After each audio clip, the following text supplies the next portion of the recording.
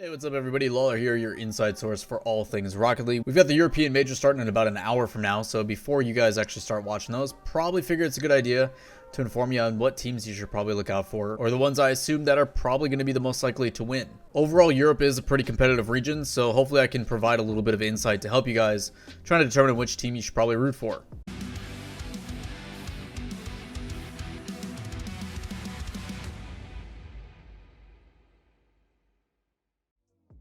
Welcome back everybody, and hope you guys are ready to get into another fantastic weekend of Rocket League esports. Again, before we get into any of the specifics, if you guys enjoy the content, make sure you guys give it a thumbs up, as well as make sure to hit subscribe and turn on notifications. This does help me out greatly. And if you have any questions, comments, concerns, leave those in the comments down below. We've got quite a bit of parity in the RLCS when it comes to the European region. Like I've said, we've seen multiple winners in various events. Obviously, there's a couple in the lead like Team BDS and Vitality and stuff. And we'll get into the specifics of those later, but a couple things to note. Number one is going to be the fact that Team Liquid and Singularity, two teams that have had some pretty solid results in the past, are not going to be competing in this. It is the top 16 teams in the region.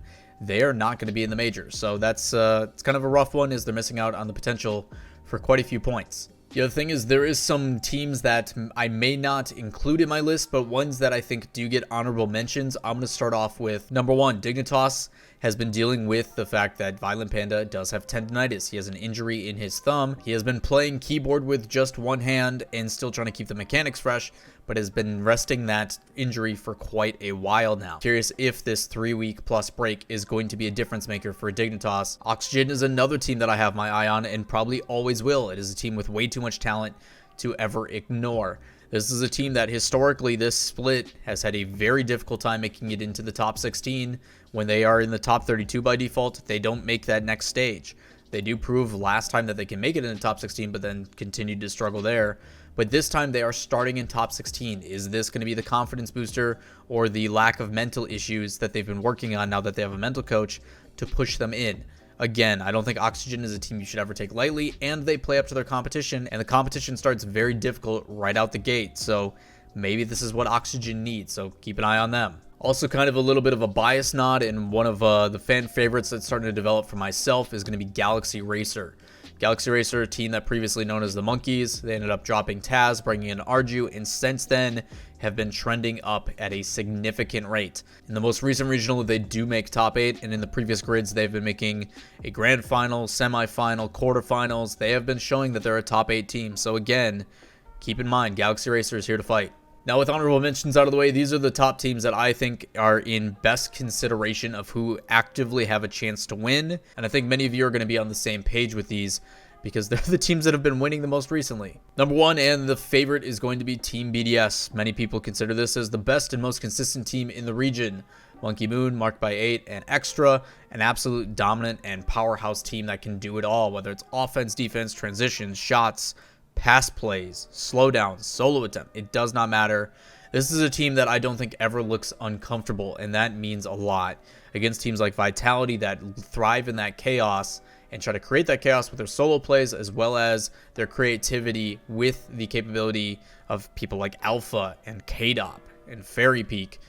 BDS never really seems to bat an eye. This is a team that will either win it all or they can get knocked out a little bit earlier in the brackets. I have no doubt in my mind that this team will be in the final playoff bracket when it comes to next week, a week from today. But again, Team BDS is the assumed winner, as they have already won 2 regional events, and then in regional number 3, they still made it into the semifinals. This is a very solid team and has shown nothing but good results throughout the entire season. The other team I talked about that thrives in chaos that is also at the top of this list is going to be Renault Vitality.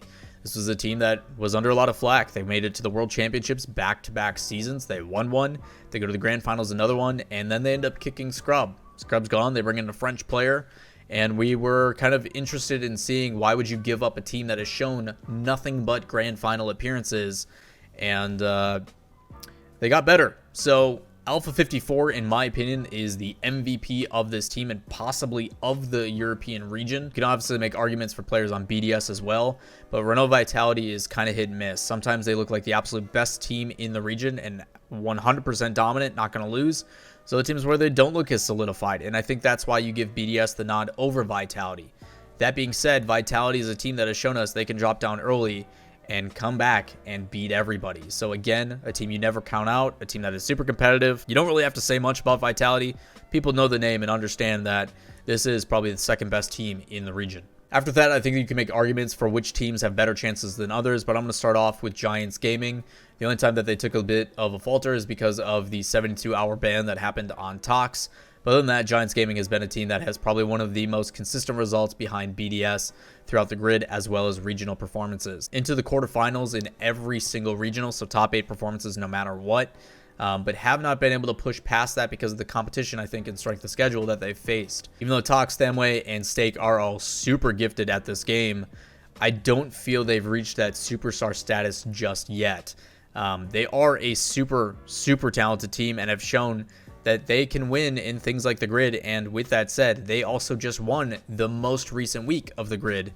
But the big thing I want to say is that we have not seen this team, or any team for that matter in Europe, play competition in roughly 3 weeks. It has been quite a bit of a break. I'm interested to see what happens this weekend when it comes to EU RLCS for the major. What teams have been putting in the work during this off time, which teams have become lazy like they have been historically. How is this going to play out? And I think it opens up a lot of opportunities for teams that have been on the grind. Now, I'm not saying that the teams are being lazy. I do not know what is going on over there. I don't know if teams are scrimming heavily or what they're doing to prepare for this event. Another team that I think has a really good chance is going to be Top Blokes. This team, with the addition of Archie this season, has looked absolutely phenomenal and has completely changed a team that many people found boring in the old Veloce into a high-flying offense, a fantastic midfield control team that has really been putting in the effort. I don't think Top Blokes is ever a team that you should not consider towards the top. I personally have them as a top 4 team in the region, and I think they're going to improve. And I think they are going to have, without a doubt, no issues making it into the top 8. I do think, and I can't emphasize this enough, EU has a lot of parity. Anybody can really win. I don't know how serious they're taking this in-between period. I would like to assume that every single team has been putting their best foot forward and has been practicing, but EU normally doesn't scrim as much and they put larger emphasis elsewhere. So I do think this is anybody's game. If I have to give you my number 1 and 2, it's going to be BDS and Vitality for obvious reasons.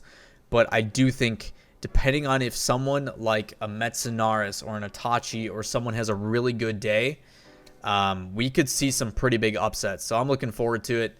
If you guys have made it this far in the video, obviously I greatly appreciate you taking the time listening to me rant and provide some of my opinion. If you guys have some different ones, drop those in the comments down below. But we're going to be streaming live. If you guys don't know, down in the description, twitch.tv/Lawler. You can find it down below. Come join us. We're going to be watching these matches live. We're going to be seeing which teams out of the 16 make it into that top 8 for the final bracket, which will happen next week. But we'd love to have you come and hang out with us. So that is going to wrap it up for this video. Again, if you guys have any questions, comments, concerns, if you like it, thumbs up, thumbs down, all that kind of stuff, leave it in the comments down below. And we'll catch you guys next time. Peace.